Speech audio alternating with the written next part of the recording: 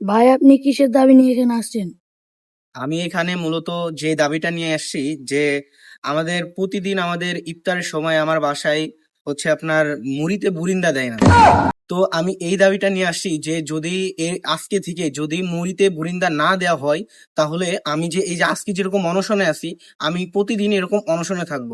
আমি আজকে ফজরের নামাজ পড়ে মানে ফজরের আগে সিহিরি খেয়ে ওই যে না খেয়ে আসি, এখন পর্যন্ত আমি একটা পানি একটা দানা কোনো কিছুতে টাচ করি নাই, কারণ আমি অনশন করছি। আর আমার এই অনশনটা মাগরিবের আজান পর্যন্ত থাকবে। अभी मैं गाली नहीं दे सकता। नहीं, गाली नहीं देना। তো আমি এটাই আমার দাবি যে যদি আজকে থেকে আমাদের মানে আমার বাসায় যদি মুড়িতে বুরিন্দা না দেওয়া হয়, তাহলে আমি এই অনশনটা চালিয়ে যাব। প্রতিদিন আমি আমার এরকম অনশন থাকবে। আর আজকে যদি কোনো ফলাফল না পাই, অবশ্যই আমি শাহবাগ চত্বরে যাব। আর আমার যত ফ্রেন্ড সার্কেল আছে সবাইকে নিয়ে যাব। আমি শাহবাগ চত্বর ঘেরাও করব। তো এক দফা এক দাবি মানতে হবে, আজকে থেকে মুড়িতে বুরিন্দা দিতে হবে। কারণ বউ ছাড়া যেরকম জামাই চলে না, সেরকম মুড়ি ছাড়া বুরিন্দাও চলতে পারে না।